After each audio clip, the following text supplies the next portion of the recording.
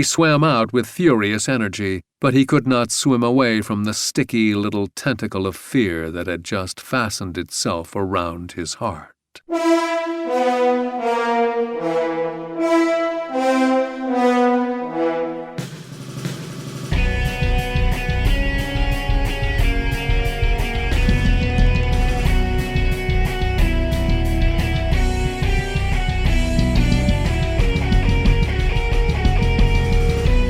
What is going on, all you ghosts and ghouls? Thank you for tuning back into the Halloween Horror Pod. I've been excited to talk about this one for a good while now. I'm here with my good buddy Mike Hodge. How you doing today? I'm doing great. AKA Van Vidal on the Halloween Horror Hour. I'm Discount Dracula. We're going to have more news about that show and updates for you at the end of the episode, but I think people are here to hear about Cape Fear. I have so much to get into to this. I barely knew this property at all until a couple months ago.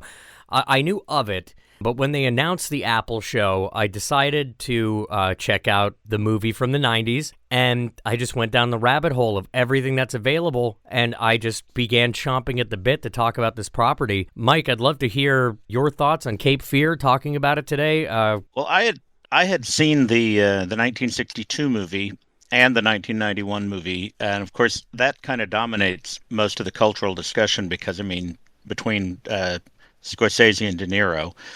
But I also kind of had it mixed up with the another Robert Mitchum movie, Night of the Hunter, and but like I hadn't read the novel yet, which I think we both now have, and just getting into how this story has changed from 1957 to 2026, I think is a real snapshot of just how our culture has changed and just how what we view valuable in fiction and storytelling has changed. And I'm definitely eager to get into that with you. I think that's a really great way to put it. And yeah, it's been technically 69 years, but in a few months it's around 70. So if I just refer to it as a 70-year-old story, bear with me. But this story really has evolved from, post-World War II until now. And I've been just fascinated with especially the, now in my opinion, underappreciated villain of Max Cady and how he has evolved through time and circumstance.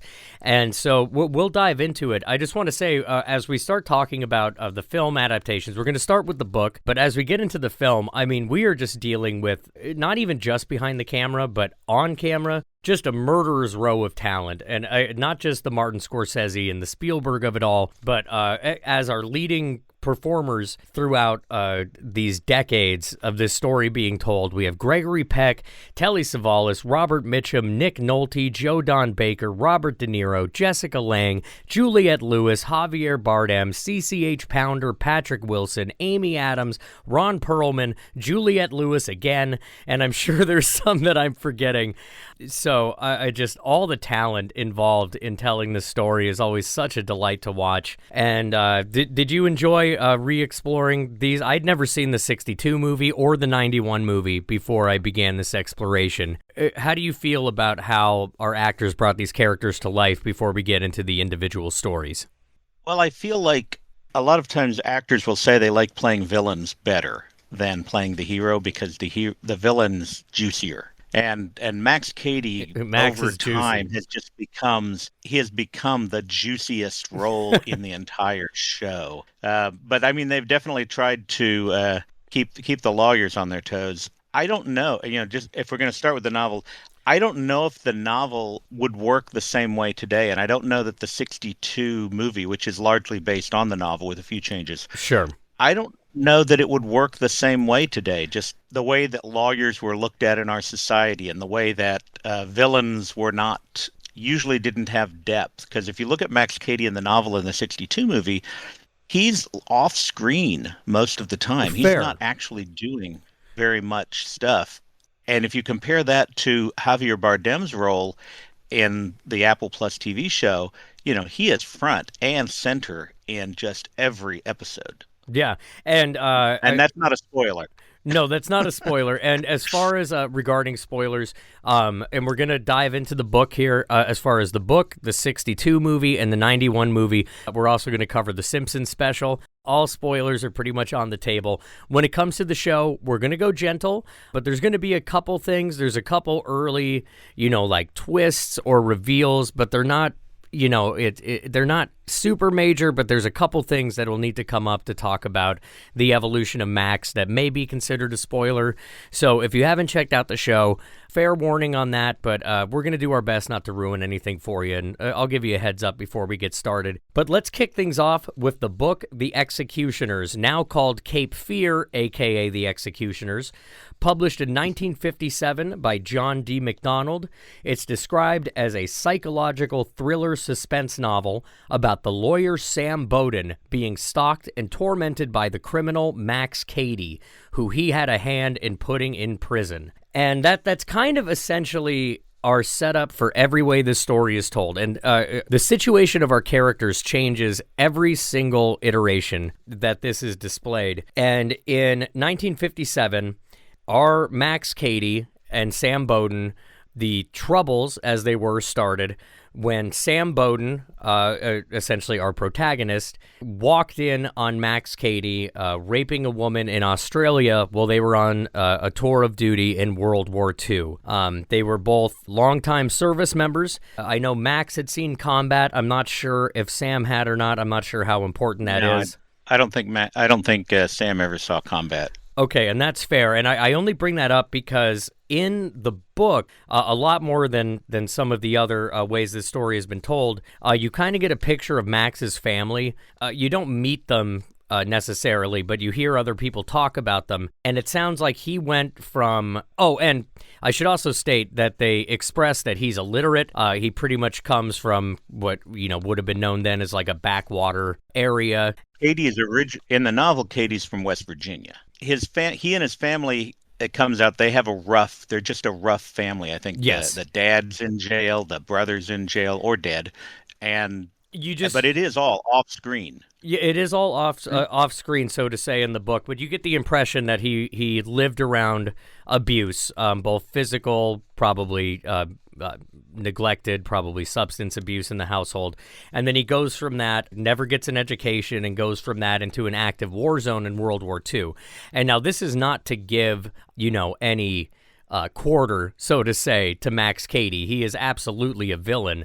But I think at the time, it would have been, for a book coming out in 1957, I mean, the war would have been so fresh on people's minds, and to have a character that was shaped, by that, I think he would have come off as, I don't know if understandable is the right word, not for the assault that he commits, but for being a broken human being. What do you think about that? I feel like the 57 novel has Max really as a one-dimensional character, and that dimension is pushing Sam Bowden, because the story, in my reading and thinking about the story is a parable of Sam Bowden in the novel is an upright, really too upright, naive in some ways about how much he should trust the law and how much the law is sacrosanct.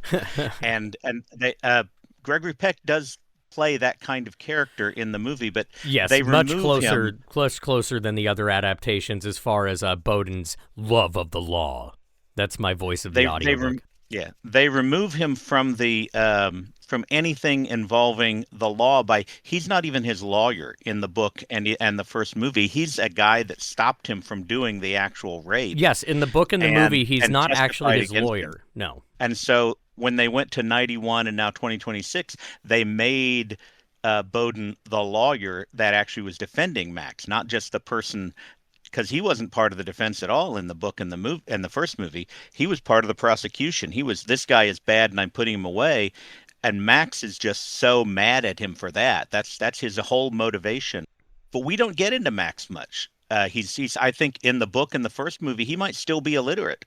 Oh, he is. No, in the book, he is illiterate, and I don't believe he becomes literate, which is a contrast to the '91 movie. But no, you're absolutely right there. The only thing that, because in this book, yes, he testifies against him because he caught him in the act of assault. I think the only reason that Katie focuses in on him instead of, like, say, the judge or anyone else on the jury is just because they served together and he had access and he could find out where he was and knew where he'd been and he knew him. But I can't really figure out why he became so focusedly obsessed with Sam and his family, other than he was jealous of jealous of everything that Sam had. I can see that definitely because I mean there still is, but there was definitely a perceived class divide. But it's I feel like it's a good place to start with Katie being this in 57 and 62, Katie being this just force of nature that is making Sam Bowden reevaluate his love of the legal system and his naivete about how it can protect him and his family. Right. And so Max is just there to push him because his internal struggle is the real struggle of the book. And it pushes him away from his idealism and just makes him have to reevaluate everything. So Max is as much as he's been loved throughout the 91 and 2026 adaptations, Max is just there to push Bowden in the early versions. Yes, absolutely agreed. And I can't express enough. We made a lot of jokes around the household. I think I texted you a few of these. Is that our narrator Sam Bowden in the book? Boy, he loves the law, and he wants to let you know that he is in love with the law. And I've told my partner that I'm now in love with the law, and that I'm leaving her for the law, just like Sam Bowden would do.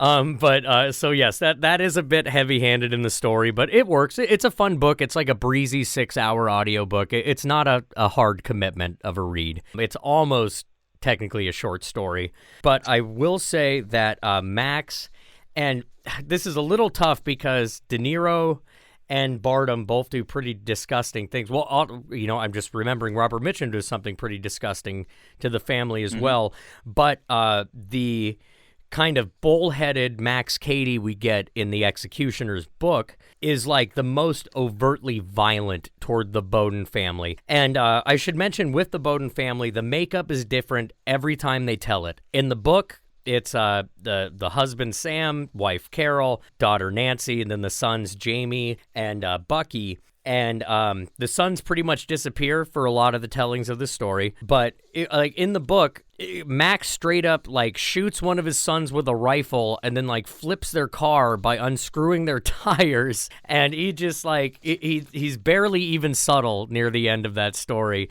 And how do you feel about Max's overt violence towards the Bowdens compared to the books and the film adaptations? Well, yeah, the two boys are definitely dropped as soon as they go to the movies. I have this feeling that dealing with child actors that don't, I think they were able to get everything they needed out of the story from the daughter. I agree. I think it movie. would have detracted from that 62 movie. But the idea that Max is trying to take his family away from him, that definitely goes back to the root of the book. Yes, he wants to even things up. And like that's the big thing. And I feel like the Apple show brings that back more than the others have. His express intent of wanting to make their lives even again. However, he sees that in his own delusion. And so in the book, Max tries to kill his son while he's at summer camp, and the wind messes with the shot. Wind moves it like away from his heart into his arm, something like that. And taking off the lug nuts on one of the wheels so they have a wreck. Those are both, in my opinion, things that are realistic for a person who's illiterate and vengeful in the 50s to do. Yeah, absolutely. But when you start getting into, and this is more of a preview, I'm not going to go into depth, but when you start getting into the 91 and the 2026 movies, Max Cady becomes much more competent and much more able to pull strings, especially in the 2026 version. He just becomes a Svengali. And so that it's a progression of that character. And in some ways it might be more realistic. I think that a lot of the changes that were done between 62 and 91 reflect a lot of things that we know about people, because even in the 62 movie, Mitchum was playing a pretty cardboard character that didn't have a lot of depth. So I Yeah, think that we got more in De Niro, and I do think that to its benefit, I think Bardem's character is basically the most developed character, even over the lawyers.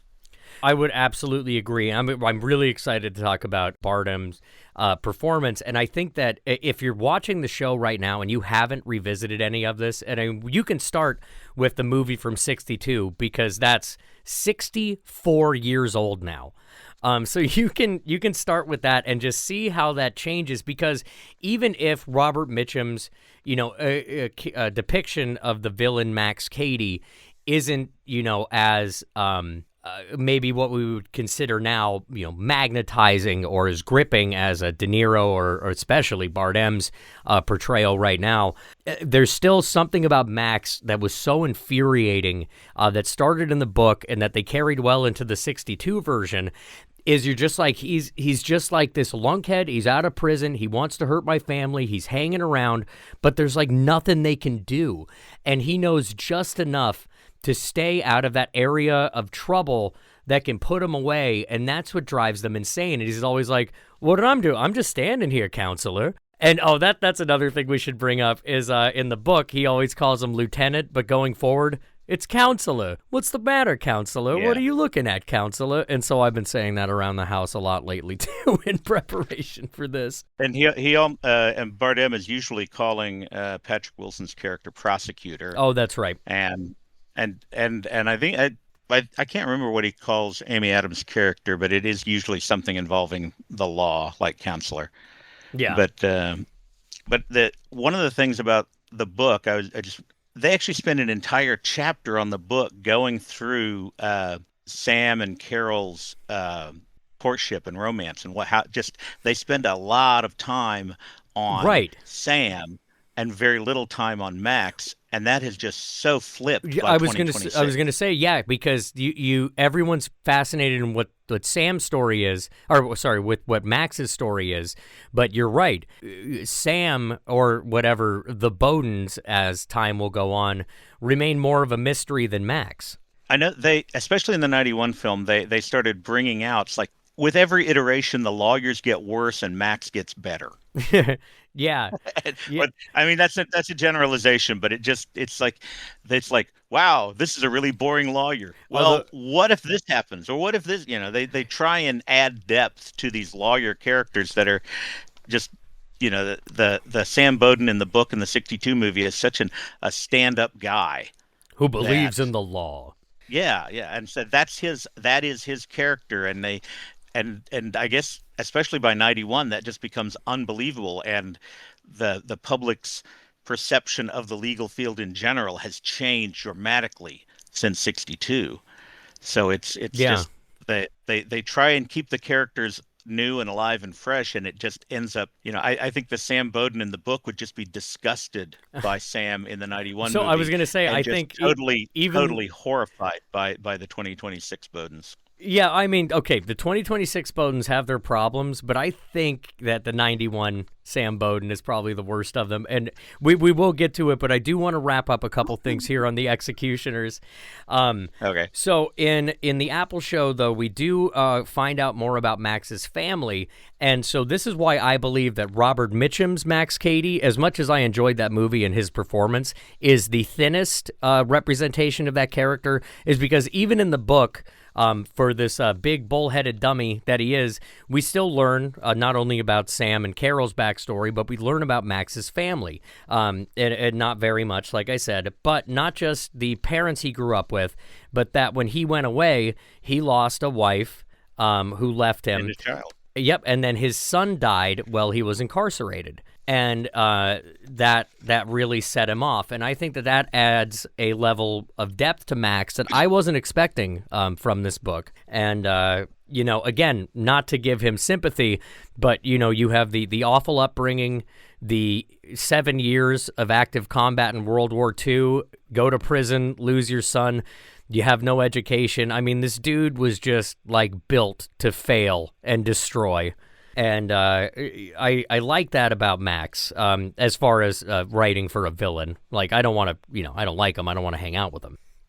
One of the things that I noticed by going more into Max in the 26 show, they actually brought back, as Max tells these stories, and whether they're true or whether they're not true, we don't know. But you get the impression that he's describing what he's going to do to the lawyer through these stories. And so that the story of in the 62 movie and in the book, Max tells this little story about what he did to his ex-wife after he got out of jail. And I think they brought that story back, but changed it for the 26 show. But and we can talk about exactly how they might have changed it later. But that story specifically, with respect to some characters, and I don't want to get too much into it because of the spoiler land, but that story really jumped out at me as something they brought forward that the especially the 91 movie just skipped. Oh, I hear exactly what you mean, and I made a little list here, and I'm sure I'm missing some. So there were some reoccurring themes that seem to happen in every iteration of this story, but it's always a little bit different. And I'm going to go through a couple of these. There's always a woman who, if not defends Max, Max wrongs, and she refuses to speak out against him. That's pretty much universal. I don't think there's one time that hasn't happened.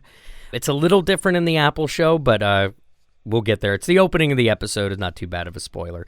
In the book, it's Max's wife, because he found his wife and assaulted her after he was released, and she won't talk because she's too scared. And that'll be a continual theme. Max always kills an animal. It's 3 out of 4 times it's the family dog. In the Apple show, it's a family of skunks. But the worst depiction of that family's dog's murder is definitely the book. That was visceral. Yeah. And in the book, they bring up a problematic son in Bucky. We mentioned the sons disappear, but in the new show, we have Zach, who seems to be filling in the role of what we were promised 70 years ago with Bucky, and that Sam always tries to set up an illegal assault or sabotage against Max that backfires and ruins Sam's life.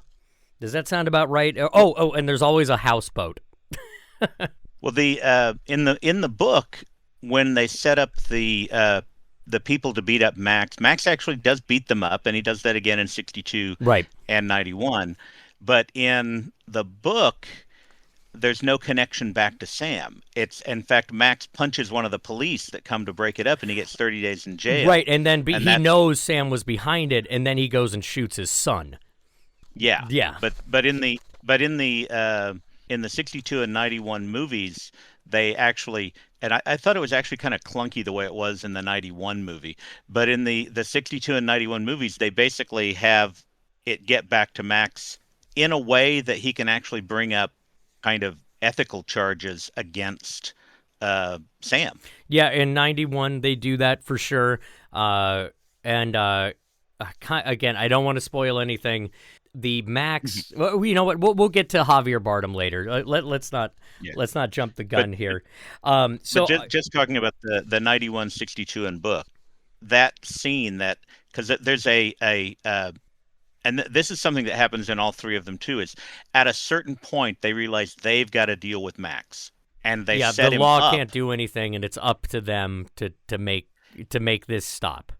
And so in the book, they actually set him up at their house. There is no houseboat. There is no Cape Fear River, right? Which is an actual place in North Carolina. Oh yeah, well they do go down to like a lake at some point, but it has nothing to do with the finale. But then for some reason after that, there always has to be a big confrontation on a houseboat. It just became the rule afterwards. Well, I mean, Cape Fear.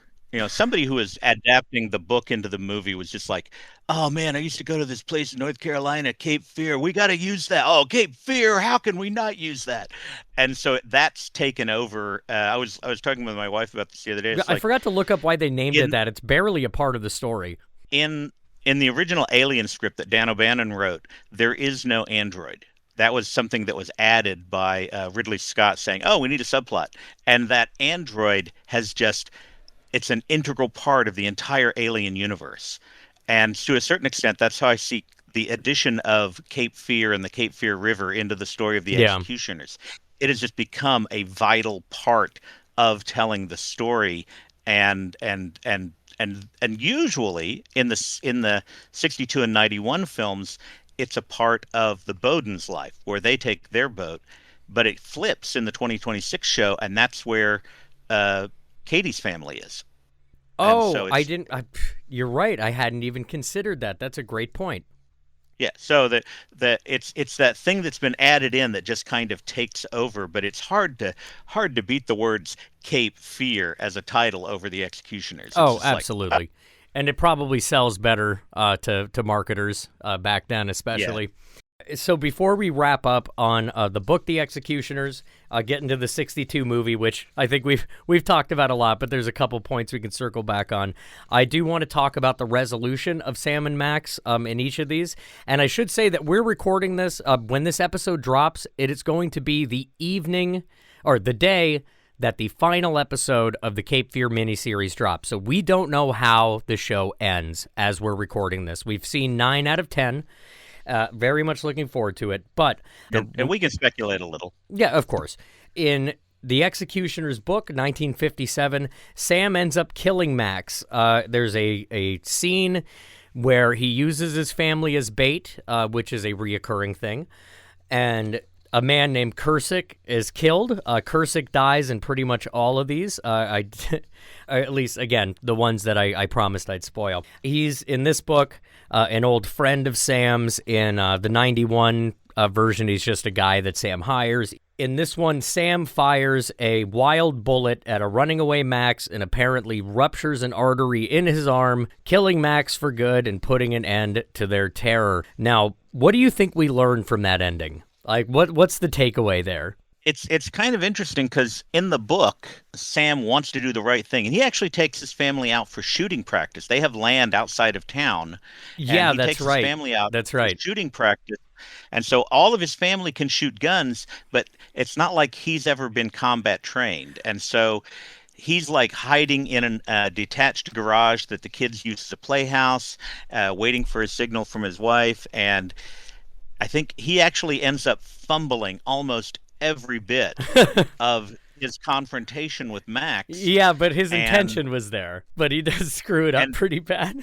and it's only shooting wildly at a Max that's running away that ends up accidentally hitting him. So it's like as a villain, or the villain dragging Sam down to his level to protect his family, Sam is not a very good at it. And really the it outside of the novel was nearly ending and we don't want this to go on any longer, Max could have gotten away very easily Well, in the way the book has it play out. sure, but I kind of like the idea. I didn't even think about this till you just said that about Sam, is that maybe instead of trying to control everything and finding reason, that when he started firing wildly, he was essentially embracing chaos and meeting Max at his level, and that was the secret to stopping him. And I hadn't Well, even considered that. the balance between order and chaos, and Max definitely represents chaos, and Sam is order, and just the idea that Max has to pull Sam down, and I guess, yeah, the firing blindly is Sam finally giving himself over to the dark side, if you will, and and it becomes, the Force guides his bullet and does end Max. But it's not the kind of confrontation you get in the 62 movie or the 91 movie, No. or the confrontation that I'm expecting. Well, the 91 movie has a little something similar, but not the same. Yeah, well. But we'll But get yeah, to no, that. I did want to say, you brought up that he taught his family. So in the book, he teaches his family. He takes them out for target practice. He tells them about Max. He says, "There's this guy who's coming around. I want to make sure you're safe." And then that continues. The reason I don't respect Nick Nolte's character is because he doesn't do this for his family, but we'll get there. That is The Executioners, written by John D. MacDonald in 1957. We have so much more to get to. Oh, and I did want to say, so in my mind, I was casting Max Cady for the book, and I'm thinking like peak early 80s Vincent D'Onofrio is my Max Cady's from The Executioners. Do you have anyone in mind to cast as Max Cady from that book? It's so hard to. I mean, I really like the way Robert Mitchum played the Max Cady in the '62 movie, and Oh so yeah, that's a lot of what's going on in my head when because I didn't read the book first. right. Uh, so I still kind of see Mitchum but I really see Mitchum more from like Night of the Hunter. At first, I thought that was what we were going to talk about because of the villain that he plays, and he played in that villain. It's like it was in like 57 or 58 when Night of the Hunter came out, and so he had this iconic uh, released convict villain going already. And that's where I think later on we can talk about the tattoos, but that's the Mitchum character that has love tattooed on one set of fingers and hate on the other set of fingers, and it's and so the Mitchumness of the character kind of gets uh, melded into the '91 movie and the 2026. But it's just that's always been kind of who I see as Max. Oh, absolutely. So I had my first experience of this, besides The Simpsons and knowing about it, was the '91 movie. So that was my baseline, and then Mitchum was so different. And then I read the book, but in the book, it's just the way they describe him just didn't really fit Mitchum in my head. They kind of describe like this broad-shouldered, in my head, like bald, kind of like bruiser looking kind of guy. I don't know. It doesn't matter. Either way, I always saw Vincent D'Onofrio while that book was going on in my head. Oh no, I could definitely see that. Yeah, Yeah. no, it kind of like was he in Full Metal Jacket? Was Yes, that he was yeah, Gomer yeah Pyle. that character the character in Full Metal Jacket definitely could be a successor to the Max Well, and I Cady was kind of actually character. thinking about his performance as Kingpin in the recent run of Daredevil as well. I mean, Oh, he's older as well, but if you think about the way he performs Kingpin and you mix it with his performance in Full Metal Jacket, shave his head and put him back in the 80s, I think you got your Max Cady from the Executioners in my mind. But regardless, I did want to talk about Night of the Hunter because when we're moving into Cape Fear, 1962, directed by J. Lee Thompson, starring Robert Mitchum as Max Cady and Gregory Peck as Sam Bowden. So after I watched this movie, I went down a deep rabbit hole of watching, films of that era of the 50s and 60s, and we watched Key Largo. It was fantastic, and one on my list was Night of the Hunter. I have not gotten to it yet. I really need to see it, and I'm sorry to let you down that I haven't. well, the other film that I think it came out the same year as Cape Fear, but the iconic Gregory Peck role is as Atticus Finch in To Kill a Mockingbird. I mean, the upstanding lawyer who takes on the system kind of, he's it's like, Gregory Peck really had this idealistic lawyer thing going in the 60s. Right. And so it's between To Kill a Mockingbird and Cape Fear, and then on the other side of the coin you have Night of the Hunter and Cape Fear, and it's just this ultimate meeting of order and chaos.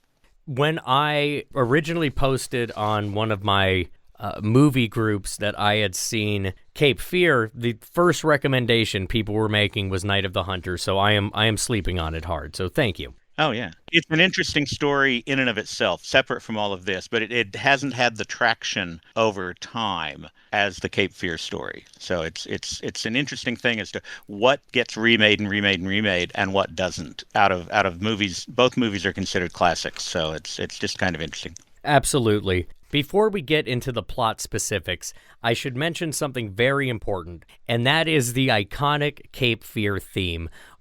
From this day forward, when I hear those four notes, I'm going to think about this time in my life and look back with genuine fondness. That was created by Bernard Herrmann for the 1962 Cape Fear movie. And, man, I didn't know how much I'd love that theme. I'd heard those notes before, but that just gets right down to the bones, don't it? Well, they reused the theme actually, I think, in the '91 and definitely in the 2026 movie. Oh, yeah, no, They're a little that's different. forever They if they change they change it. change it. Oh, yes. But the thing is, I also think like it's so similar to what I guess what John Williams did for the Jaws I was themes, thinking Jaws. That was my very first thought. and it's just that whole orchestral. It just really it hits you. Yeah. Yeah. So I think that the Cape Fear music has definitely not just affected the later versions of the thing, but I think it actually had some effect on people that did scoring later on too. I think it's definitely more iconic than just it's a 1962 movie. Who cares? Right. But no, I liked that theme specifically, but and as melodramatic music goes, and there's a lot of it in the '60s, that's actually a pretty good use of it. Absolutely agree.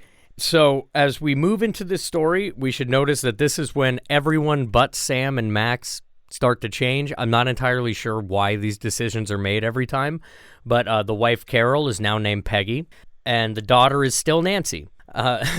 And in this one, I mentioned in every iteration of this story, there's some woman who gets wronged by Max. Pretty much in the timeline, we're experiencing the story, but refuses to speak against him. And this time, it's a woman named Taylor, who, as far as I know, isn't connected to anyone else in the story. Things like that will change. But she won't speak against Katie out of fear of public humiliation. And this story was set in 1962. And I will say that this movie makes some pretty bold decisions as far as things to put on the big screen, especially with these names behind it in 1962. No, I think that it helps establish on screen just how brutal Max is, and the idea that he's kind of a loose cannon, and that he will abuse. And this is something that I think happened in the book, and they carry it forward into the '62 movies. When Max is abusing his ex-wife, he has her write love letters to him that are backdated, so that basically, if she tries to say, "Oh, he abused me," then as a man with these love letters, the law is going to be on his side and ignore her and just embarrass her.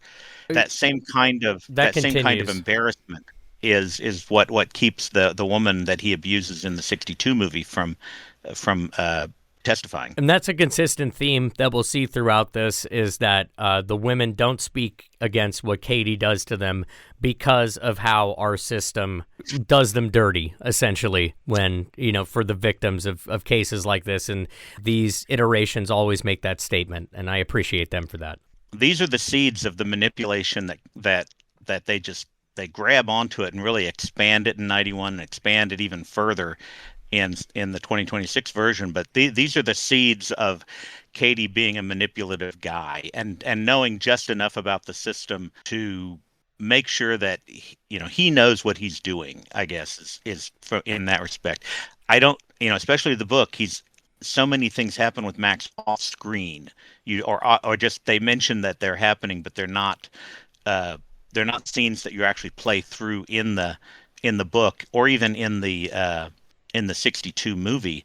But I mean, speaking of Jaws, I mean, it's like he's always under the surface, and you never know when he's going to come out and strike. And sometimes he could have already made a strike, and you're not going to find out until you've lost too much blood to even realize it's happened. But the '62 is where you definitely start getting the deterioration of the lawyer as a noble character, because Gregory Peck does have a pretty noble character, but he's not quite as noble as Sam in the book. Yeah, I feel like from 1957 to 2026, you see a gradient of like true order go down and then kind of plateau.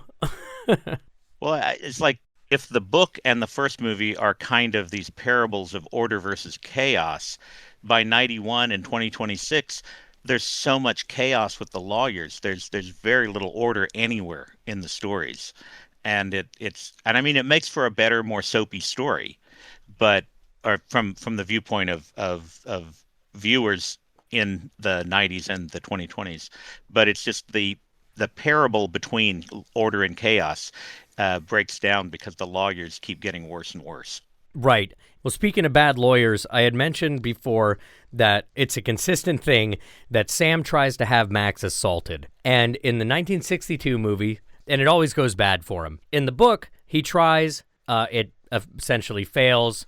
When Max comes back from it, he shoots his son. In this movie, Sam tries it, it fails, and what happens instead is that Max gets his law license revoked. And I think that's where we start to see the smarter, more insidious Max that, builds up to what we're getting with Javier Bardem's performance. And I think that that's a smarter move to destroy. I mean, of course, it's devastating to lose a kid, but, then you're going to go to jail and you have to hide the rest of your life. I think it's a much smarter move to destroy Sam forever, to strip his career as like step one in his revenge. And I think that is a deeper sense of malice that we could get from Max, or a deeper insidiousness that we could pick up from his character doing something like that. And when I was thinking about the change, because what this does is it sets up a hearing that's out of town. And I got the impression that the way that they set up Max at the end in the book seems kind of kludgy. And the way that they set him up to be out of town, or fake that he's out of town, to set up Max in the 62 movie, involves this ethical hearing for hiring someone to go beat up Max as a lawyer. And so I almost think they weren't really thinking about Max in the production of the 62 movie. I don't think they were thinking about, ooh, this be Max really getting him. I think it was just like, oh, this is a better excuse for him to fake leaving town to set up Max. Yeah. Just from a story viewpoint, I'm thinking that they were probably looking for something that looked a little better than the way it's handled in the book. But it definitely sets up another aspect You mean him sleeping pitch dark in a 3-story barn with a loaded handgun next to him wasn't a good setup in the book? Well, no, I think it has something they it's like they take his wife takes him somewhere, like he's going to be out of town, but then he hides under some blankets in the back of their station wagon on the road back. Right. Yeah. And they park the car, and it's on the second floor of that garage/play area that he's going to be hiding out. And so that I feel like that doing that for the movie didn't have as much gravitas. The idea that, oh, you're in trouble and you better deal with this. And so it's like they have Mitchum following him to the airport. And I don't know, does Mitchum go up to the counter and like BS his way into knowledge? I think he does, actually. I think so. That's another thing that's great about Max is, and I think that Robert Mitchum does that well, and they only evolve it from there, is that, as big of a villain as we know he is as the reader, when you meet him for the first time and he's trying to charm you, he's a charmer. Man, like, I feel like if Max came up to me at that counter, especially Javier Bardem's, I'd be like, you have a fantastic day, sir. Great to meet you. Mm-hmm. Yeah. But yeah, so I think it played better in the film to have him leave town because he has to leave town, and then manipulate that into a trap for Max. Yeah. In the 62 movie than it was handled in the book. And of course, once you open that Pandora's box, and I almost feel it's kind of like interesting. I almost feel like the Max Cady we get in the book is like the first time you see Darth Vader. And by the time the 2026 series is over, you're going to see Darth Vader again, but you'll have had to watch the first 3 Star Wars movies with Anakin slow decline to get there. Because it's not, I'm not saying that the Apple series starts off with Max being a noble person or anything, but it's just the amount of character development that they're devoting to this villain is just like huge compared to what he got in the book and the 62 movie. Oh, absolutely. And I think he's carrying it so well. Speaking of that big finale, this is where we get the trend of the houseboat. That undeniable in the 62 movie that the finale does occur on the houseboat. And I hope this doesn't come off as redundant because it is a black and white movie. I was really impressed with the way that they played with light and shadow during that whole... I mean, that movie does a lot of great stuff with that, but that whole final sequence on that houseboat, I thought was so haunting with the way they played with those shadows. And I just recommend everyone check it out. It was so good, and I could have easily missed it had I not done this exploration. Well, in the 60s, you have decades of black and white cinematography. They knew what to do with light. They were still figuring it out for color. Because, color had been around that makes sense. But just the whole idea of the cameras for black and white were so much smaller, and you could really go on location. And just the whole idea of they had just so much more of a playbook to tap into for black and white cinematography. The Academy Awards actually gave separate cinematography awards for black and white and color cinematography for years. and How eventually they fascinating. just they merged them eventually. But it's just that the idea that yeah, they knew what they were doing with that light, and they did a great job. And Right. obviously, we didn't go through the '90s version of like say Cape Fear Kids or anything, but but yeah, no, the cinematography on Cape Fear in '62 was great. What I do want to say that I thought was pretty bold of a move for 1962, and I don't know if you'd agree with me on this or not, but one thing that Robert Mitchum's Max does is they don't blatantly say it, but they say it, is that he rapes Sam's wife in the lead up He to gets the very finale. close. I think he gets very close. I don't think he. I think that there would be. He definitely assaults her, and And she has maybe a gets ripped very bottom. close to that. But I Okay, don't. I don't. it's I kind don't. of I don't think unclear. there's any actual rape. I think it's just a an assault Well, by then the he time implies Kate's that arrested. he like jumps out of the room and implies that he's going to do that to his daughter, who he Oh then begins to chase. yeah. No, he definitely He's a wants bad to hurt. guy. This is the another thing that about 62 versus 2026, raping the mother or raping his wife and daughter is seen as punishment for Sam. Or as This is he all sees it, about like punishment. equalization and punishment. It's Yeah, so you'll creepy. you'll lose you'll lose your wife, you'll lose your law license, you'll lose everything, and they definitely carry that forward in 91 and 2026. But Yes. it's all aimed at messing with the Sam Bowden character in 62. Let's talk resolution at the end of the 62 movie. Sam does shoot Max, but he does not kill him. Instead, he gets him arrested and he, quote, puts him away forever because just a brutal Gregory Peck I just did. But because he Yeah. sees that as you're like, yeah, it was. He sees that as the ultimate punishment for Max is to go back to the one place he could never imagine going to again. Yada, yada, yada. Do you prefer it when Sam lets him live or when he kills him? The problem with letting him live is that he doesn't go away. And I feel like he's just going to kill And more people in prison, but the people he ends up like yeah, killing in these things would have killed somebody else anyway, so it's tough to say. but I could see whereas they didn't want to push Peck's character as far as the book pushes Sam Bowden, because, and even though it's only an accidental death in the book, the idea that he's shooting blindly at a guy that's running away from him is basically, to a certain extent, it is the defeat of Sam that he even did that. That he the guy's running away. He could have just let him run away, but he knew that he would come back. So he had to keep shooting at him blindly and hope to hit him. Whereas in the movie they didn't have him kill him, and he does get to go back. So the law is actually preserved in the '62 movie. In the book, though, I one last thing about the book. At the very end, after they've dealt with Bowden, there's this like denouement where Sam and it's Carol in the book, right? It's They're talking Carol in about the having book, another. yes. They're talking about having another kid. They're like, oh, we just survived this horrible thing. Let's have kids. Let's have more kids. I think, I think a kid is what I want. That's I think what his wife basically. That'll help ease my pain. Give me more kids. And I don't know that I don't. They didn't bring that into the '62 movie at all. No, I forgot about that. That they said we should get more kids. Well, I think that's a wrap on the 1962 movie.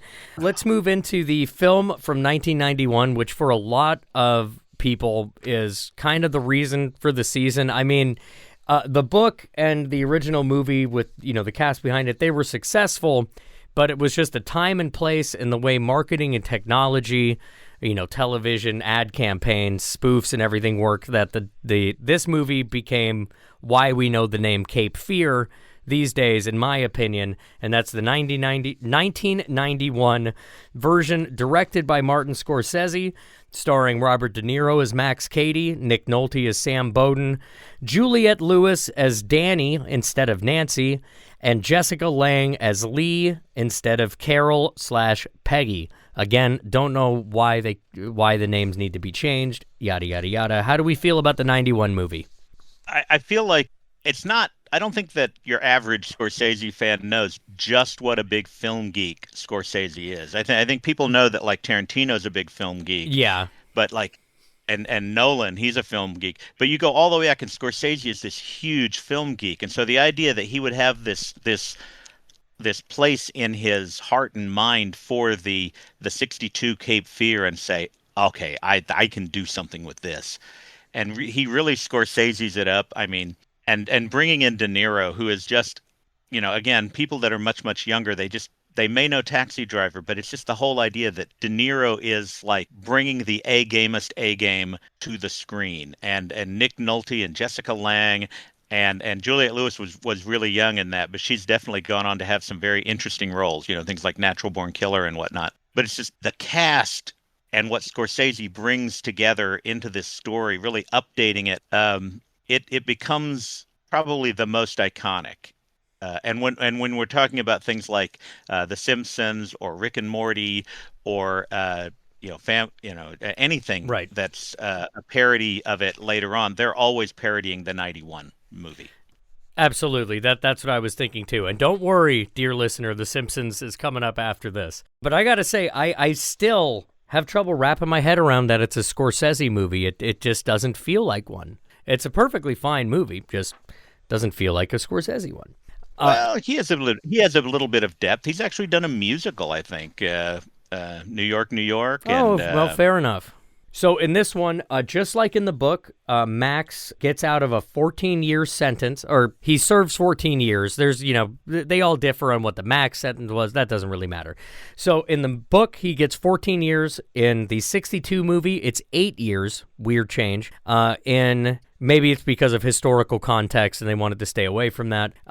In the 91 movie, it's 14 years again. And this time it's again rape and battery. And we should say that it's really obvious in all of these that we've covered so far that Max did it. Max is guilty. Like, there's no discussion to that. Max is angry about the way he wasn't allowed off the hook through the technicalities he felt he deserved. Do you think I'm wrong in saying that? I think that's definitely Max does not take responsibility for his actions in the novel in the 62. The twist with Nolte's lawyer's activity, though, it starts giving Max more moral justification for being outraged. By 2026, I think the lawyers have messed with him enough that you're almost rooting for Max to mess with their lives. But it's just in 1991. Nick Nolte actually does something, and we don't have to talk about it right this second, but he actually does something that Max finds out about in his defense. And I think that gives Max much more justification for being angry. Not psychotically angry like he is. I'm but excited still to talk. I don't think anyone's more justified, or at least Sells being more justified than Javier Bardem's. But in talking about De Niro's, I think he's a little more petulant because, and this goes back to what I was saying, how. And we're going to talk about the woman that Max assaults in this one who doesn't talk, which is just brutal. Before then, Max's justification in the 91 movie, this is De Niro's depiction of Max Cady, is that he's upset with Sam Bowden, his public defender in this novel. So in the other two, he was just a guy testifying, Sam was, and then he later became an attorney. In this one, he was actively Max's public defender. And he was upset because Sam didn't tell the jury that the assault victim was, quote, promiscuous. Like, essentially, she had it coming. And I mentioned that these women don't talk about what Max did because of, like, shame or embarrassment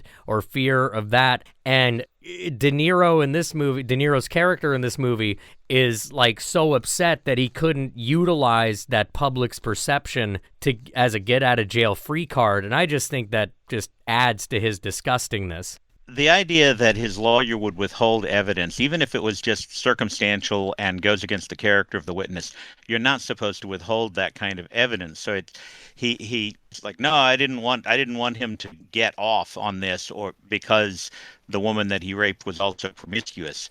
And it's like, it almost, at least in this version, it almost sounds like he has a noble reason for messing with Max. But Max has become a much more character of agency in the 91 film. He starts off as illiterate, which is why the lawyer feels he can do this. But in prison, he learns how to read. He learns about the law. He learns about his case and what happened. So he knows a lot more and is a much more capable character than Katie from the book or the 62 movie. Yeah, in the book, he's just pretty much illiterate. He knows combat, and that's like about it. And then in the the first movie, we don't really know much about him. He's just kind of creepy, and we don't really get into his education or background. But in this one, we learn that he is determined, that he was illiterate but became a determined, learned man to be a big old smartass,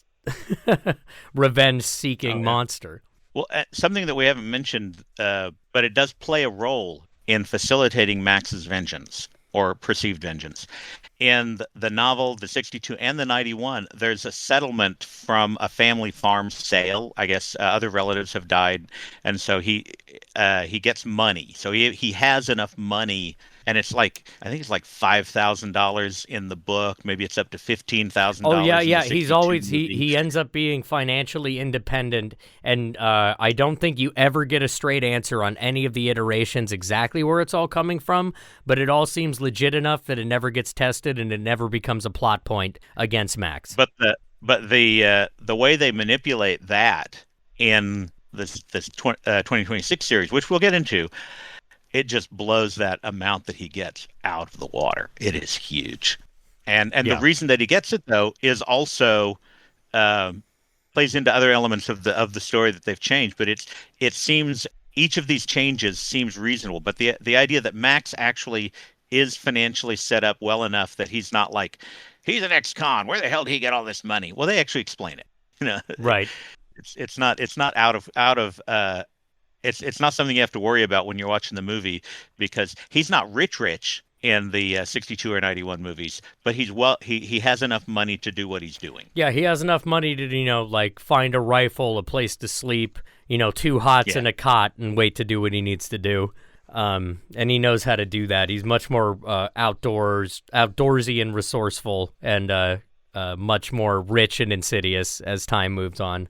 But in the 91 movie, he also transitions into someone who's, quoting Nietzsche, quoting other philosophers Yeah. and bringing out stories of the Bible. And really the kind of there's a religious element and it plays with Javier Bardem's character quite a lot, but there's a religious element of God's righteous vengeance that De Niro's character brings, or De Niro brings to the character and the 1991 film that's just not in the 62 or the 57. You know what's funny? So since we're talking about this, there's a point, and this is going to continue into the Apple show. And again, I promised light spoilers here, but he gets inappropriate with the children, and I don't mean kind of physically, I guess physically, but more so he inserts himself into their life. And in the 91 movie, I think you made a really good point where he starts quoting things like Nietzsche and all these things. And my first thought was, man, if I was a easily manipulated teenage girl, that would really impress me. And guess who he goes for is the easily manipulated teenage girl in Danny, played by Juliette Lewis in the 91 movie. And boy, oh boy, that scene in the school is creepy between those two. And Oh yeah. yeah, and but he sells it, and then he goes on as a character to get closer and closer with the family in Javier Bardem's depiction of the character.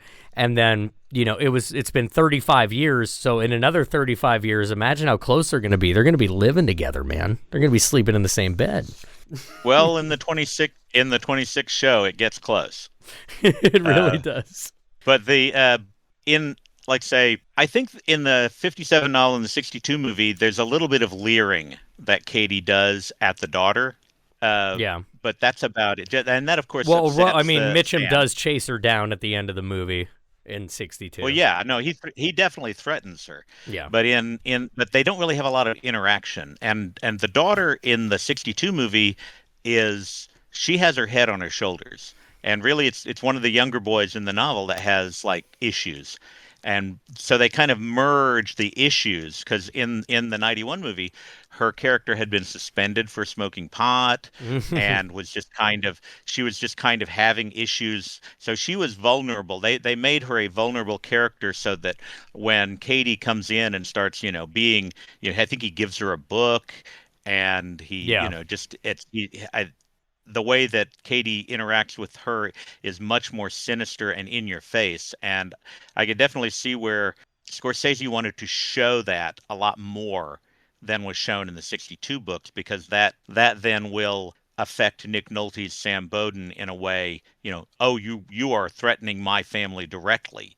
And yeah, so it's a different way of telling the story that I could definitely see Scorsese wanting to do, and definitely De Niro and Juliette Lewis being right on board with doing it that way.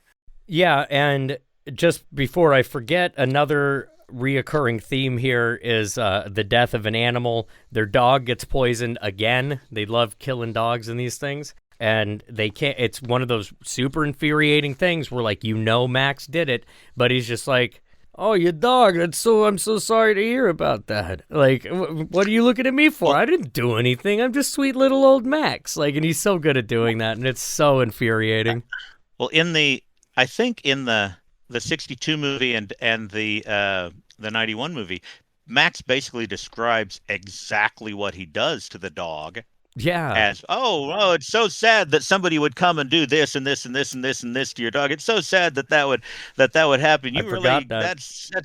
That's terrible that somebody would do all of that to your. It's like you did that to the dog. He's just describing exactly what he did. You just in a like more there's so many times way. you feel like Sam's need to just reach out and grab his throat, but you know that's not going to go anywhere well. And no, and sometimes that happens. They make pain try to happen on Max, and it always backfires. Now there is a death of animals in the 26, and we can wait and talk about that later. We will. I think it has different implications in the story. I do too. I think the it's killing of the dog. Yeah, no, I think I got some thoughts on that. We'll get there. We'll get there. I do want to bring up in this one, the woman that Max assaults, who doesn't say anything because that's going to keep happening, and now we barely even talked about what a crappy Sam Bowden. Now, okay, Nick Nolte plays this. Nick Nolte plays this character great. This is not a bad performance. This is not even a poorly written character. But no, this great, Sam Bowden sucks. Oh man, he does. Yeah, he does. And so I just wanted to say that the woman that Max hurts is Sam Bowden's mistress. Now let's use that as a baseline. Please give me your thoughts on this Sam Bowden. Are they sleeping together or about to sleep together? I can't rember if they were, because I know that I always got the impression they'd already done it, but Rainey disagrees, so I think it's up to interpretation. Because I know that he has a past of cheating on his wife. Oh, okay, well, great. At least there's that. I think he's trying to be better, but he still has the kind of relationship he probably shouldn't have.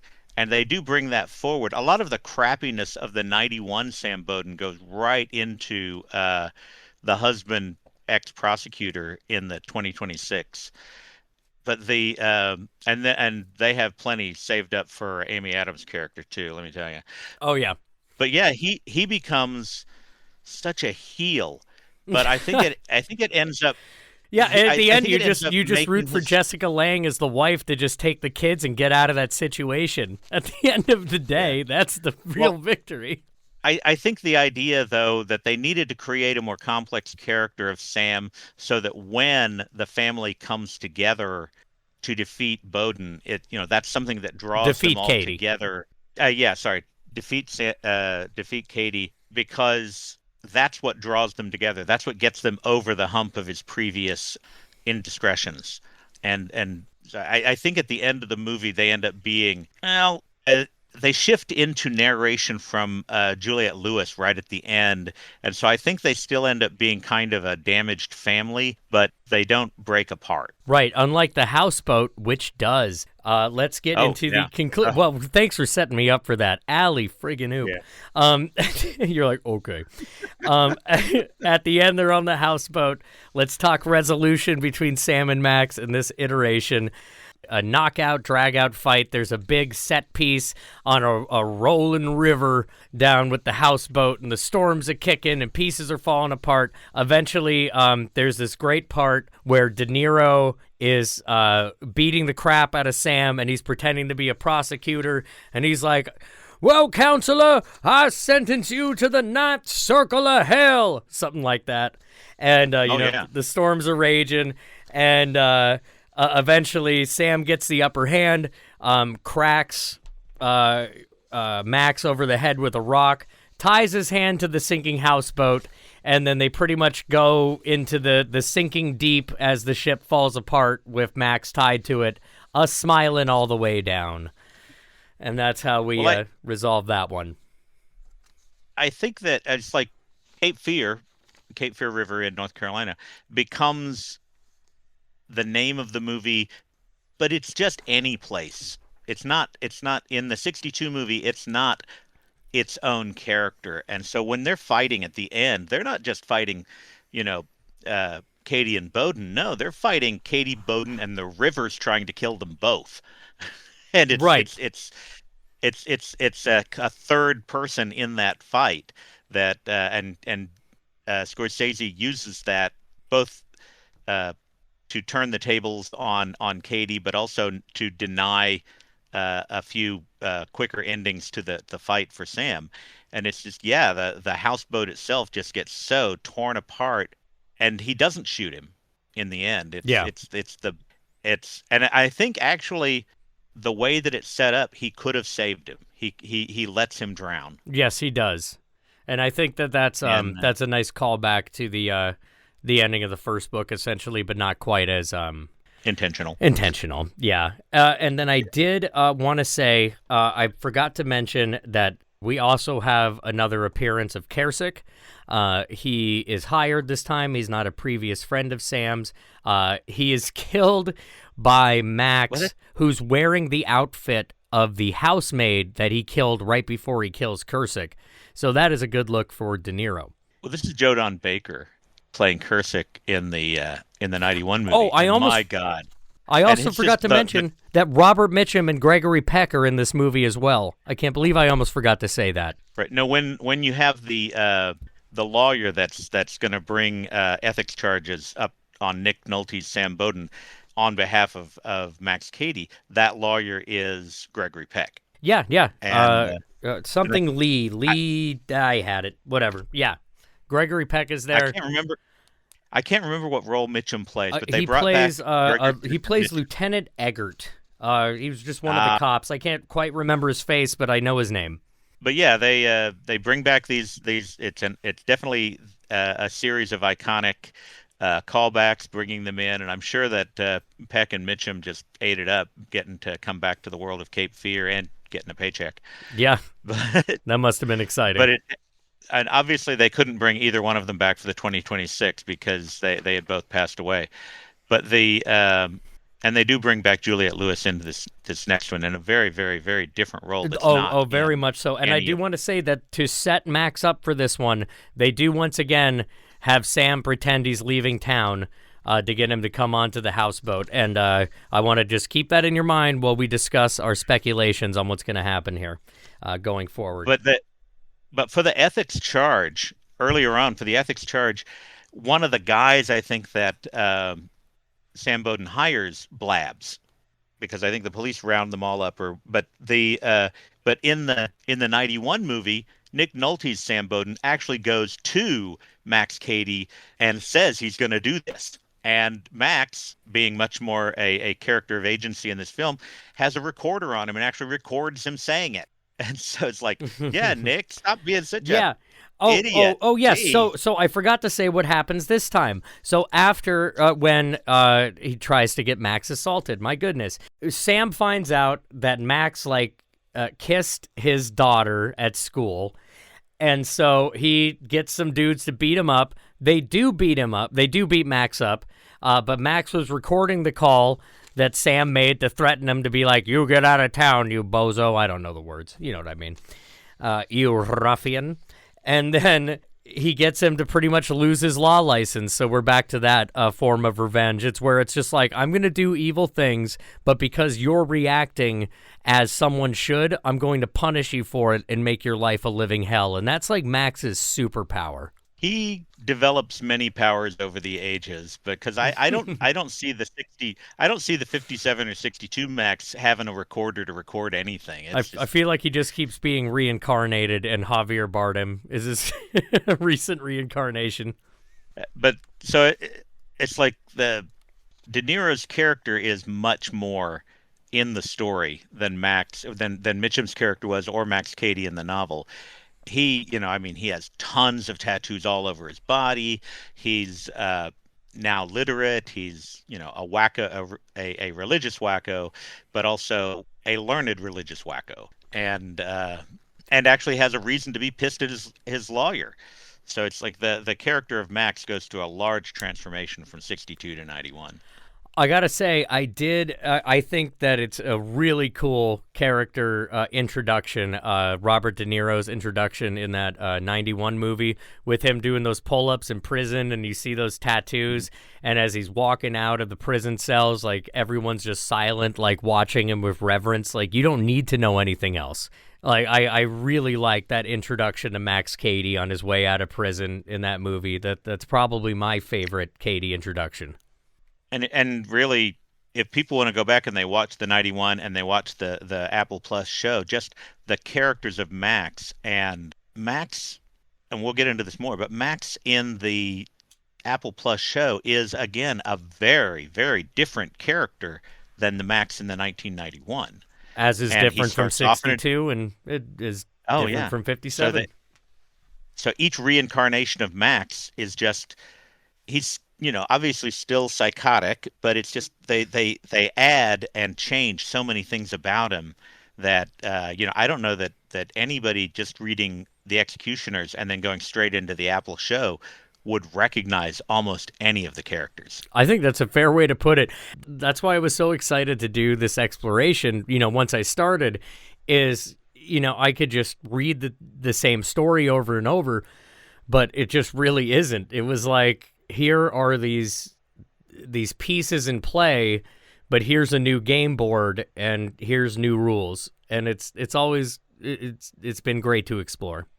I was reminded of when Ridley Scott got the book Do Androids Dream of Electric Sheep. Philip Dick was not a very well-known author at that point. He was known in certain sci-fi circles, but he wasn't the kind of cultural icon that's created, many, many movies that people love with his stories. And unfortunately, he died like right as Runner was coming out. So he was thrilled it was getting made. But Ridley Scott had this ability to basically take what he wanted, leave out a lot of things, change whatever he wanted, and nobody knew. It's not like you have the love of the book from, say, the Harry Potter series or just any of these that if you try and vary too much from the book, people are going to be outraged. So I think that's given, especially I think it gave Scorsese so much room to say, this is a great story, but I can't tell it like this. It's not a great story for 1991. We got to do this and this and this. And it's not that he made so many changes from The Executioners is like not a big deal. He just, because it wasn't already, like if somebody tries to remake Star Wars and you just have, it's so iconic and people have watched it, 50 or 100 times and I think they've run into the same thing with The Wizard of Oz, trying to do remakes of that. But it's just, what album do you think you would listen to? What is it, backwards or synced up to Cape Fear? I don't know. That sounds like a bad trip, man. I think that well, see, the 91 being Scorsese, I know Scorsese has this love of kind of 70s soul and I pop appreciate and your whatnot. consideration, man. The kind of song that I think that the 1991 Cape Fear would be listening to backwards would be the Temptations. I Know You Want to Leave Me.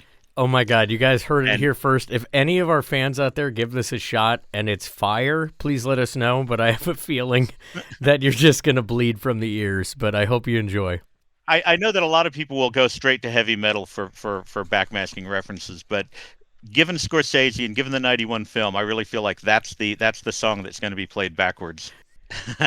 All right, well, I'm sure we'll circle back as we continue our exploration of Cape Fear, but we do have to take a side road here and check out one of my absolute favorite parts of this entire research process, and that is the Simpsons episode Cape Fear, 1993, written by John Vitti. Did you watch this one, Mike? I have seen this before. I rewatched some scenes from it before this, but it's just the incorporation of the Sideshow Bob gags into the Cape Fear story. Oh, and it's a total 91 parody. That needs to be said. This is a total parody of the 91 movie, not as the property as a whole. Yeah. but no, and then of course it does deviate from Cape Fear because they're on a boat. It is going down the river, and And they're singing. appeals Bart appeals to Sideshow Bob's musical theater side and actually gets him to do a one-man show of, what is it, the Pirates of Penzance, Yes. or on the river, to basically delay until they could get to a point where other people can intervene and keep Bart from being killed. But it's just that's such a random side quest that that of course, and Kelsey Grammer does a great Sideshow Bob, and I think it's Kelsey Grammer. It is Kelsey Grammer, yes. Yeah.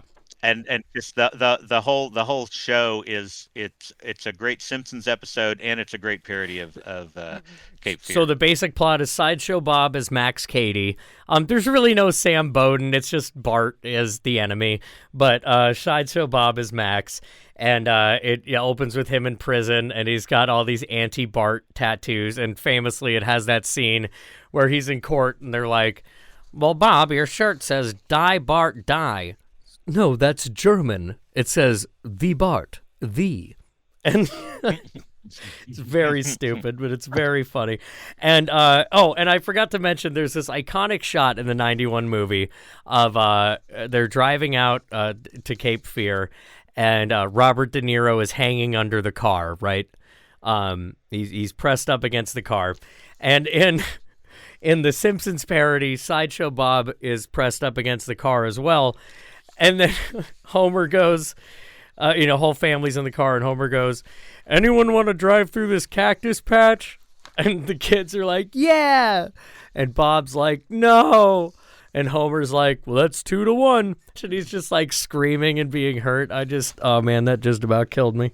There's also a thing with the TV show Rick and Morty, where their housekeeper, I guess it's Jerry, and the mom character, they're going Beth. and doing some Titanic thing, and the housekeeper has a thing for Jerry and their shared love of the movie Titanic, and so she ends up crawling under the car and doing, and I think she even says the word Cape Fear when she's like underneath the car. And Oh, that's right. It's not a whole parody, but it's just the little throwaway bit that they'll put in a lot of the Rick and Mortys. Another classic bit from that episode, if they didn't know it was from the Cape Fear parody, you see it memed a lot. It's where Bart's in bed and Homer like kicks in the door and he's got a chainsaw and a hockey mask. And like Bart's like scared because he thinks Sideshow Bob's going to kill him. And Homer's like, "No, you just have sweet dreams and have a good night." And then he kicks in the door with a chainsaw and a hockey mask, and he's like, "Bart, you gotta look at this!" Ah! And he comes in with a butcher knife. "You want to split up some brownies?" And like, it's good stuff, man. A lot of good gags in that Simpsons episode. Yeah, and that's season 5, and that is peak Conan O'Brien Simpsons years. That's Homer goes to college. Like those are good times for the Simpsons for sure. So definitely check that out. Well, it is time to move on to the current belle of the ball. That is the Cape Fear show, currently on Apple. Again, we are recording so that we could put this episode out the day before the finale of the miniseries. Now, different people direct different episodes, so instead I'm just going to say the two top executive producers, which are Martin Scorsese and Steven Spielberg, if you've ever heard of them. And then we have Javier Bardem expertly playing Max Cady. And then we have Amy Adams as Anna Bowden, Patrick Wilson as Tom Bowden, and then you also have they have a son again. His name's Zach, and then you have the daughter Natalie instead of Nancy. In this one, Max has been away 17 years, which is the longest serving term for a Max so far. This time it's over the murder of his wife and son, so kind of escalating the stakes there a little bit as far as the time he should have been serving, apparently. Now, in this case, Anna Bowden was his defender, her name was Anna at the time. I cannot remember her last name. I apologize. Anna was his defender at the time. Bowden was his prosecutor, and then after he got put away, Anna and Tom got married and had children. So what do you want to say about the Apple show, Mike? So much, and most of it is spoilery. But We'll do our best here. the Just be yeah, cautious. Like if you want to go in as pure as I don't know, a sun bleached lamb, then go check it out. But we're gonna talk about it, but we'll be gentle. no, there are a lot of recaps of every episode online. So if we mention something, if you're trying to go in fresh, you shouldn't be listening to this really much beyond this point anyway. You can listen all the way up to here, and then you're going to say, okay, I need to watch the show before I listen to any more of this podcast. But the Max Cady becomes the main character. He is. We learn so much more about him. He starts off as a restaurateur, so he's a chef who runs his own restaurant and who is then convicted of killing his wife and unborn son. And I think actually, or newborn son. I think it was newborn, but I think they shifted from rape because between 91 and 2026, especially after Me Too and all of that kind of stuff, sexual assault crimes have just they're unredeemable. If he had been convicted of that, there would be no way for that character to be redeemed. And so even though it sounds worse, I think it's easier for us to say, "Oh, he's a murderer," but that's better than if he raped her. That's an interesting perspective, but I understand what you're saying. But I also have to point out that Max, the way that the very beginning of the show comes out, Max's mistress, he's definitely not an angel. Max's mistress has the murder weapon and basically kills herself after admitting that she killed the wife and kid. Yeah, so okay, that And sounds like a big spoiler, but that is literally like the opening of the show. So no worries, yeah, no, it everybody. But sounds like a spoiler, but that's how Max gets out. Is he's yes, exonerated. So like in yes. So '91, I that's think the he might impetus. still That's be on the impetus parole. of the story is him convincing a obviously terrified woman to take her own life, and that's how we're introduced to Max. And then still, they managed to make him the most charming man on the planet through 9 Oh, they episodes. do. Well, he keeps being the most evil man on the planet. I don't know how he does this dance, but he does it so well. The family, and I'm not going to go into a lot of the details, but I know that like Amy Bowden's character has a really rough relationship with her father, who's played by the same guy that did Buffalo Bill in uh, Silence of Oh, the Lambs. excellent. I didn't I realize that. No, he's much older now, but it is the same actor, and he does a great job playing her dad. And so she comes out of this kind of a scarred person too, and you learn a lot about Anna and her family and the kind of person she was when she was defending Max throughout the course of the show. And you learn a little bit more about uh, Tom Bowden this time. Is it Tom? Yeah. Yeah. Oh, And so we should say that for this one, they essentially split the character. It's not really like Sam and Carol or Sam and Peggy or Sam and Lee. It's sort of if they took Sam and then split him in half, because there's certain things that happen to Tom's character and certain things that happen to Anna's Anna's character.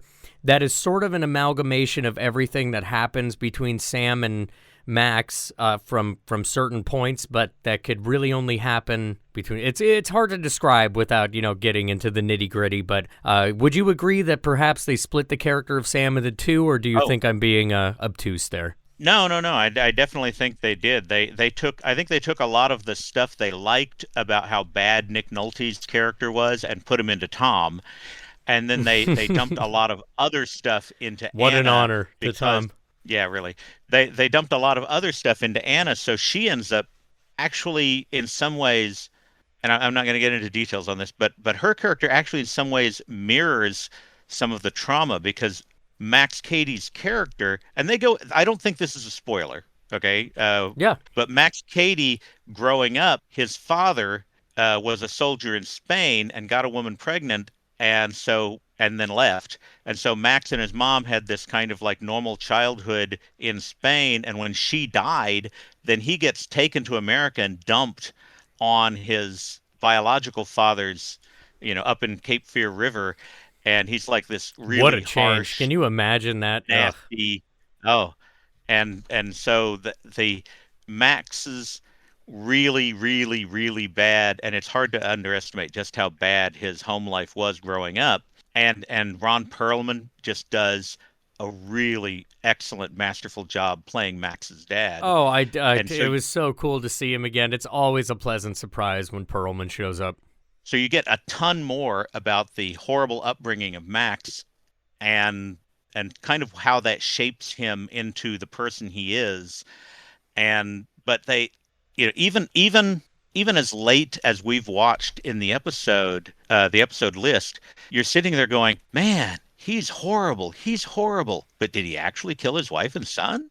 And one of the things that they go into, Max was abused in prison, and he actually has some brain damage, and he's hallucinating his wife and son. And I feel like, and I don't think this is a spoiler because they don't say it outright, but I get the impression from the way he's hallucinating about his wife and son that it's really in doubt as to whether he killed them or not. Yes, and so that's another thing is it's talking about Max's assault in prison. We not only know that he suffered a vicious, vicious head wound, but that he also has the capacity to kill many times over. And that doesn't speak to the fact that he did it or not. That just means that he can do it. And he can do it under the most extreme of circumstances. So imagine if you're just sitting in your living room, is how I took that scene where they showed the extreme of the abuse he suffered in his time. One of the other main changes that I think it was weird the way they brought it in to me. I was like, what? But if you didn't have you didn't know the 62 and 91 movies, it probably isn't weird at all. But Anna Boden works for an Innocence Project. And so her job is being the lawyer that gets people wrongly convicted. Well, and she tries to help Max, and it's maybe kind of a bribe, but she still, she walks the walk while she talks the talk, gets him in front of a documentary crew, but it really is, in my opinion, with the intent to get him offered back, but I don't know. But then he asks her to represent him when he's in his case against the prison. Right. And she goes into lawyer mode and kicks a major ass and basically facilitates. This is how Max gets his money in the 26. Oh, yeah, show. That's right. And so he still wants revenge. It's not enough for him. That's it. God, That's no. the problem with him. Okay, we could keep going. We're about to get down too many I tunnels there. But just the way that the characters You guys are going to watch the show. Interact. It's huge right now. It's like number one in America. Well, I guess Silo just came out, but it's almost number one in America. Oh, yeah, and so that's cool. It's not only do you not know if Max is guilty or not, is he plays these mind games. I mentioned that there's a much larger family we're playing with now, from both ends, from both Max's and the Bodens, but you're never entirely sure whose blood is actually anyone's blood. But they're all very good at convincing themselves and each other that everyone's related to whoever they want themselves to be. And it's all no one trusts themselves or anyone in their life. And it's all very interesting. There's a fun little puzzle that I'm hoping will be unraveled next week. And I have confidence that it will be. And when they bring the kids into it, the younger son is troubled and makes him highly manipulatable, and so there's people manipulating him online, and he's had some inappropriate activities with some of the other schoolmates. So Yeah. he sucks up all of that action and is very vulnerable to manipulation. And even the older daughter, that is much more on an even keel, ends up being. She can't stop but falling for it. Oh, yeah. He's And got so that power. It's like that scene with him and Danny in the 91 movie with him and Juliette Lewis, De Niro and Juliette Lewis. It's like that, turned up to 11 with Javier Bardem and the entire family in this Apple show. He can just, get in their business.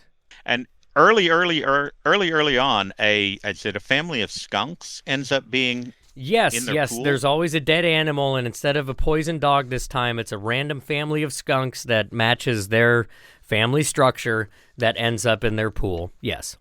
But the way they have the structure of Max's manipulations, he may not have even done that. It might have been one of what turns out to be his minions, which when that happens in the first episode, you don't know that he has minions yet, but it's just.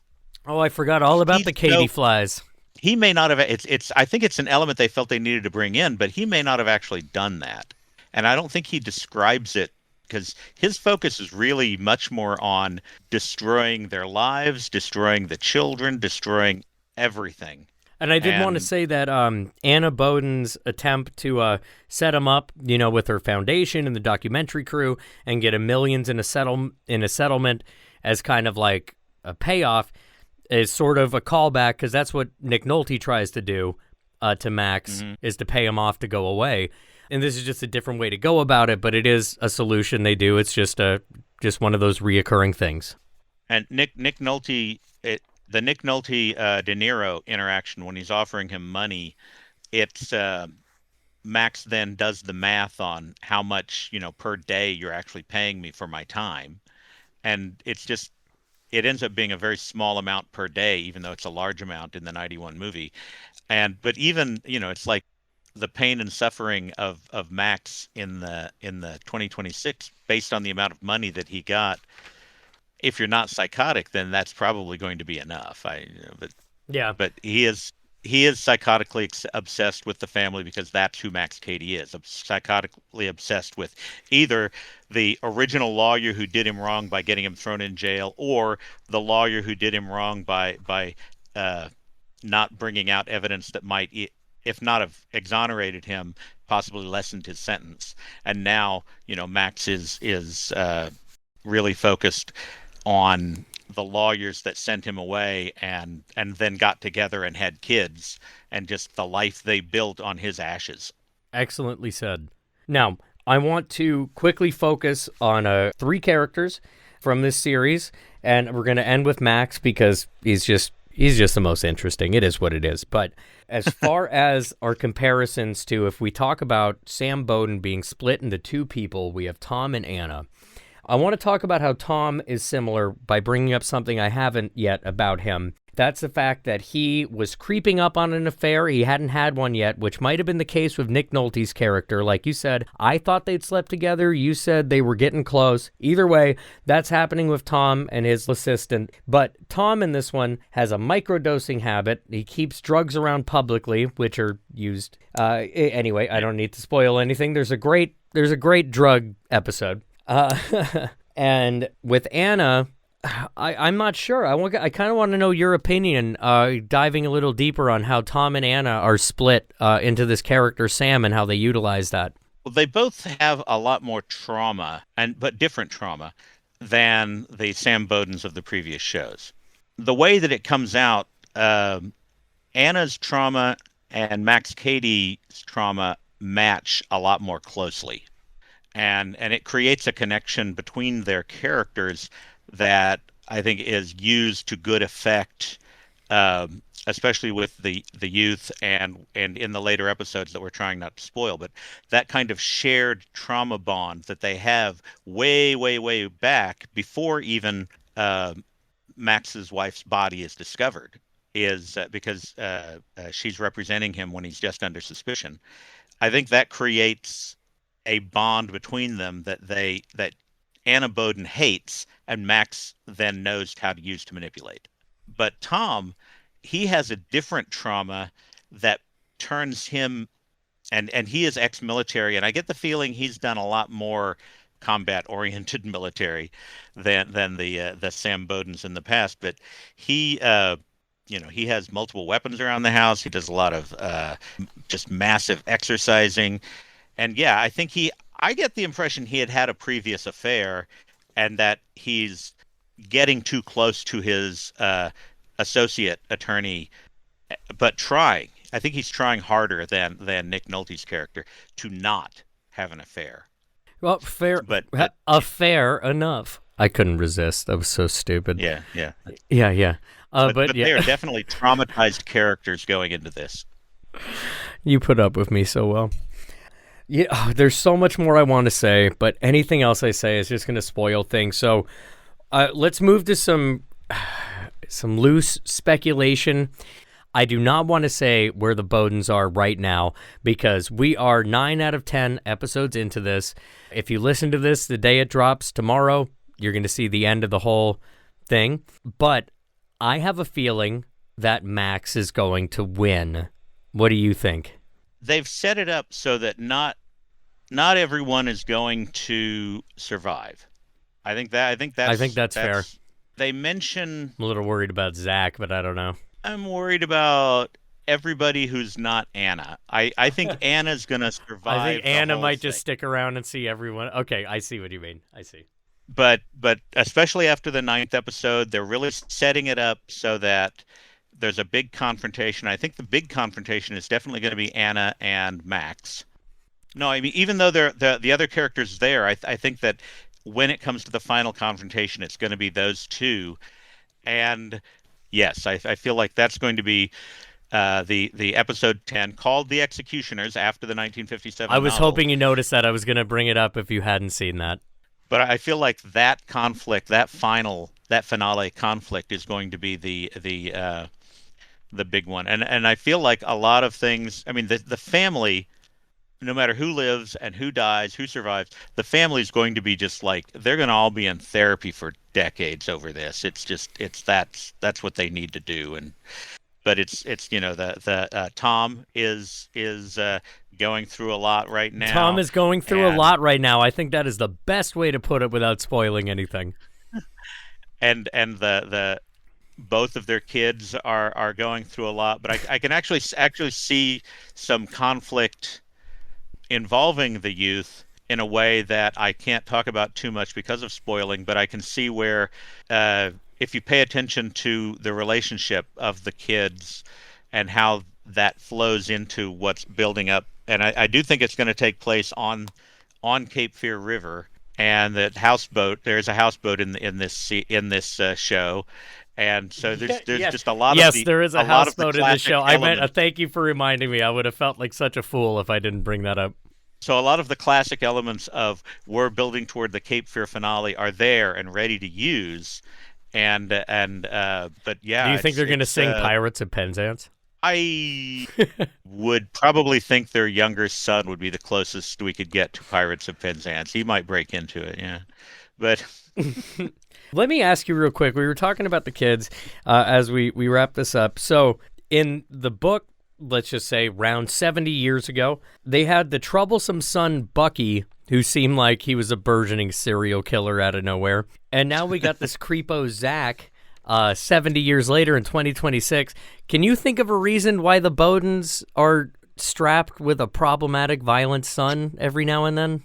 well, Zach, I think, is actually much more the inheritor of all of Juliette Lewis's character from the 1991 film. The troubled youth that is more easily manipulated by Max and Max's machinations. That's a And good and the point. way they do it and the way they do it in the 2026 show is very modern. Uh, and so he gets to suck into all of that, and but then they added in the daughter back, but then they have such a different take because of the way they've dealt with the Bowdens, splitting it up between Tom and Anna, and having both Tom and Anna having these troubled pasts. It's like Zach is Tom and Anna's child, and Natalie is the child she brought into the marriage, and she was, I guess, pregnant with Natalie during the trial. Right. And And yeah. and this isn't spoiler. This part isn't spoiler at all. But it's like the way they've brought Natalie in is so different than the way the daughter is in the 57 or the 62 movie. And if you take most of the daughter's troubles from 91 movie and throw those onto Zach, well, then you've got this blank slate of, you know, soap opera suspense goodness in the character of Natalie. And not to spoil anything, but they take full effect. They use her as a piece of the story for good effect all the way through. And so I feel like the different story arcs for Natalie and Zach could lead them into very different ends by the end of the show. All I can say is that you guys should check this out. Man, I want to talk about so much more. There's only so much I can spoil though. I can't wait to see how it ends coming up in 35 more years. We'll get to see more. Well, this is an idea that I had after the 10th episode. If we can get together again for maybe 10 to 15, 20 minutes and do an appendix, Yeah, I'd like that. then I'd like that. then and I would definitely say in the appendix that this is a full spoiler warning appendix. You can't, because I don't think we can talk about the finale without No, I spoiling like it. It's like an after dark for it. I like it. Is there anything you wanted to say as your final thoughts on Cape Fear as we're wrapping up here? Feel like this has been a long time coming. I feel like if all you're going to do is watch the 2026 miniseries, you're going to get a great story. You're going to binge watch it. You're going to be totally satisfied. But if you can go back and go further back than 1991, watch that 62 movie. I can't tell you how much I've taken out of it going back farther and seeing how much it's evolved watching the new series. Read that 57 novel, and you can just see how our society and its interpretation of Cape Fear over time has changed. I think that it's just a much deeper understanding of not just the story, but our society in general. Absolutely well said. Well, now is our time to plug the Halloween Horror Hour. Guys, you've gotten a couple Patreon episodes the last couple weeks because we have been in Seattle filming for the show. It airs in October. I play the character of Discount Dracula. Mike, tell them who you play. I play Van Vidal, the really angry newscaster guy, and people ask me, why Van Vidal? And it's like Ian and Michael Ronley, the other producer and DP, I didn't actually name the character when I did the first little bit, and so between Van Helsing and if you've ever watched the movie Wreck, which is a Spanish film, the main character in that film is, I think, like Angela Vidal. And so they portmanteaued them together, and I am Van Vidal. And every year so far, I've done something angry and then been killed.